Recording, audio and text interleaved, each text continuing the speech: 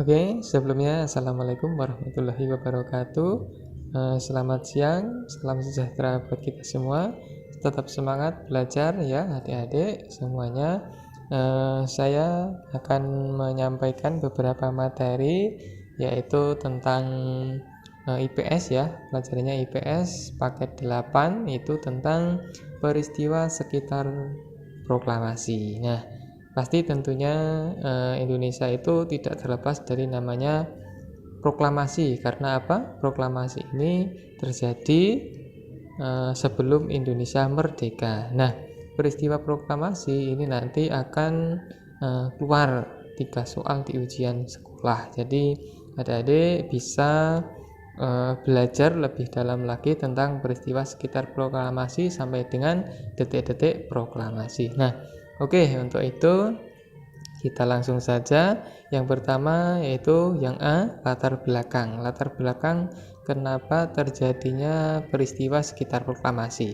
Nah, ini ya, latar belakangnya itu apa? Karena kekalahan Jepang setelah kota Hiroshima dan Nagasaki dibom. Jadi Jepang itu kan menguasai Indonesia selama 3,5 tahun, yang sebelumnya dikuasai oleh bangsa Belanda yaitu 350 tahun. Jadi di Indonesia itu dikuasai oleh Belanda selama 350 tahun dan 3,5 tahunnya adalah oleh Jepang. Nah, ketika Jepang ada di Indonesia, pihak Belanda itu menyerbu lagi atau ingin menguasai Indonesia. Nah, untuk itu mengusir dulu penjajahan yang ada di Indonesia yaitu oleh atau bangsa Jepang. Nah, setelah itu tanggal 6 dan tanggal 9 atau kota Hiroshima dan Nagasaki itu dibom oleh bangsa Belanda. Nah, akhirnya ketika dibom pemerintahan Jepang itu kan tidak stabil. Nah, ketika tidak stabil, jadi ketika ada di Indonesia Jepang merasa kalah karena kotanya itu dibom. Akhirnya pihak Indonesia itu didengar oleh Sultan Syahrir, akhirnya disampaikan bahwa Jepang mau mengalah atau mau menyerah kepada Belanda karena kotanya dibom. Nah, setelah itu setelah dibom terjadilah yang namanya peristiwa Rengas Dengklok. Nah, apa yang dimaksud peristiwa Rengas Dengklok itu adalah terjadi pada tanggal 16 Agustus 1945. Jadi sebelum peristiwa Rengas Dengklok ini kan Jepang mengalah kepada sekutu pada tanggal 14. Ketika mengalah, pihak Indonesia atau tokoh-tokoh Indonesia membuat yang namanya peristiwa Rengas Dengklok atau penyusunan teks proklamasi. Peristiwa Rengas Dengklok akhirnya terjadi pada tanggal 16 Agustus 45, yaitu golongan muda membawa golongan tua ke Rengas Dengklok. Tujuannya apa? Tujuannya yaitu tujuannya golongan tua dibawa ke Rengas Dengklok itu agar kedua tokoh supaya tidak dipengaruhi oleh bangsa Jepang ya. Ini ya, saya tulis di bawahnya karena ada biar urut nanti tanggal 16 terjadi peristiwa Rengas Dengklok dan tujuannya ini agar kedua tokoh supaya tidak dipengaruhi oleh bangsa Jepang. Jadi dalam penyusunan teks proklamasi itu supaya tokoh-tokoh Indonesia itu bisa membuat teks proklamasi atau menyusun kemerdekaan dengan sebaik-baiknya tanpa dipengaruhi oleh bangsa Jepang. Saya tuliskan di sini ada tokoh golongan muda dan tokoh golongan tua. Kalau muda yaitu ada Sukarni, Yusuf Kunto, Singgih, Darwis, Wigana, dan Khairul Saleh. Ini adalah tokoh-tokoh golongan muda. Kalau golongan tua yaitu seperti Ir Soekarno, Hatta, dan Rajiman. Nah, inilah yang perlu diamankan ke Rengas Dengklok supaya tidak dipengaruhi oleh bangsa Jepang dalam penyusunan teks proklamasi. Di sini saya tuliskan teginya supaya apa? Biar mudah dalam menghafalkan siapa golongan tua itu. Nah, ini saya tulis Kultu Karno Ajak Hatta beriman. Jadi bukan berarti Pak Pak Hatta itu tidak beriman ya, tapi ini hanya sekedar deging, jadi biar mudah lebih menghafalkan. Jadi golongan tua itu ada Soekarno, ada Hatta, dan Rajiman Widyodiningrat. Nah, ini sudah saya tulis di sini. Jadi ini adalah golongan tua. Jadi seperti ini, golongan muda dan golongan tua. Jadi golongan muda ini pengennya kemerdekaan itu aman, jadi tidak dipengaruhi oleh bangsa-bangsa Jepang lagi atau diusik oleh penjajah-penjajah lagi, supaya dalam kemerdekaan atau proklamasi nanti itu bisa berjalan dengan baik dan lancar. Nah, seperti ini. Jadi ada siapa tadi ya? Nah, dari depan saya ulas latar belakangnya ini, karena ini Hiroshima Nagasaki dibom, akhirnya mengalah tanggal 14 dan terjadilah peristiwa Rengas Dengklok tanggal 16.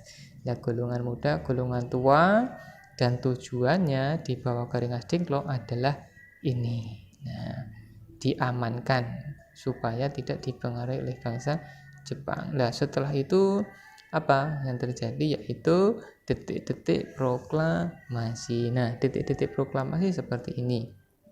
Jadi saya rangkum, jadi detik-detik proklamasi itu tentang penyusunan teks proklamasi yang dilaksanakan di rumahnya Laksamana Tadashi Maeda di Jalan Imam Bonjol nomor 1. Jadi di sana Laksamana Tadashi Maeda itu sebenarnya orang Jepang, tapi memihak kepada Indonesia. Dia memberikan atau mempersilakan rumahnya untuk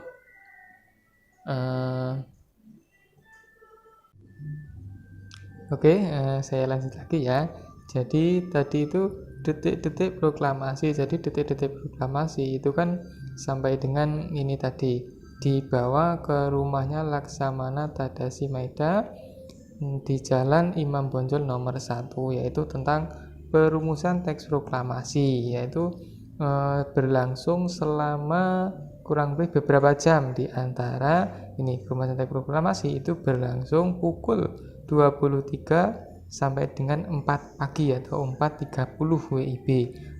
Nah, yang menyusun itu adalah I.R. Soekarno, Muhammad Hatta, dan Rajiman Widyodiningrat. Nah, di rumahnya Laksamana Tadashi Maeda itu berlangsung di tanggal 16 itu tadi selama beberapa jam, antara jam 12 atau setengah malam ya sampai dengan pagi, itu tanggal 16. Nah, setelah penyusunan ini selesai, itu ditulis oleh I.R. Soekarno. Jadi penulis teks proklamasi ditulis oleh I.R. Soekarno dan ditandatangani oleh I.R. Soekarno dan Muhammad Hatta. Jadi yang menulis itu adalah I.R. Soekarno. Nanti bisa dilihat ya tulisannya I.R. Soekarno itu seperti apa. Nah, Latin ya, bagus sekali. Nah, tapi ada beberapa yang diganti ya, tulisannya atau kata-katanya, seperti tempo diganti menjadi tempo, bulan jadi bulan. Nah, itu nanti terus disempurnakan atau diketik. Itu pengetik teks proklamasi, yaitu diketik menggunakan alat ketik, yaitu oleh Sayuti Melik. Nah, Sayuti Melik itu adalah pengetik teks proklamasi.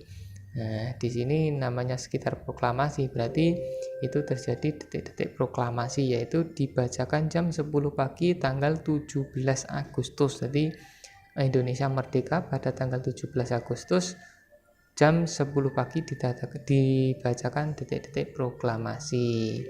Itu ya. Nah, ini sudah selesai ya. Intinya yaitu detik-detik proklamasi itu dibacakan di halaman rumah I.R. Soekarno. Kenapa di halaman I.R. Soekarno? Karena apa? Sebelumnya rencananya mau dibacakan di lapangan Ikada, tetapi para tokoh itu berunding, takutnya nanti ada gangguan atau dipengaruhi oleh bangsa Jepang lagi, sehingga tidak bisa memproklamasikan kemerdekaan. Akhirnya diputuskan di halaman rumah IR Soekarno, Jalan Pegangsaan Timur nomor 56 Jakarta. Itu ya, di detik-detik proklamasi dibacakan jam 10 pagi, Indonesia merdeka. Indonesia merdeka. Nah, kenapa saya tadi membanteking? Karena apa? Di GO itu memiliki fasilitas yang banyak sekali. Contohnya ini, konsep dasar deking atau konsep deking GO. Itu apa? Cara cepat dan tepat, mudah dalam menjawab soal. Jadi adik-adik tadi ini ya. Nah, ini seperti ini. Ini kan saya buat kata-kata supaya lebih enak. Jadi kalau dihafalkan lebih enak. Contohnya, golongan tua itu seperti Karno, Muhammad Hatta, dan Iman Tajiman Widyodi Ningrat. Nah, itu keunggulan GO, karena deking itu hanya ada di GO. Jadi adik-adik bisa belajar di GO itu lebih mudah, lebih cepat ya, dengan menggunakan konsep-konsep deking dan konsep-konsep deking lainnya yang ada di mapel-mapel lainnya. Kalau di matematika, bahasa Indonesia, IPA, dan lain sebagainya itu ada konsep dekingnya juga. Jadi tidak rugi kalau belajar yang ada di GO, karena ada cara menghafalkan, yaitu konsep dasar deking ya, seperti ini. Oke. Nah, cukup sekian dari saya. Mudah-mudahan bisa bermanfaat.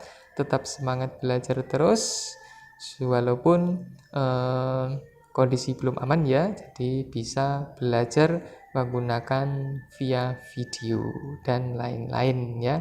Bisa di IG, bisa di aplikasi yang lainnya. Nah, oke, cukup sekian dari saya. Semoga bermanfaat. Salam sehat, salam semangat, dan tetap semangat. Oke, terima kasih. Wassalamualaikum warahmatullahi wabarakatuh.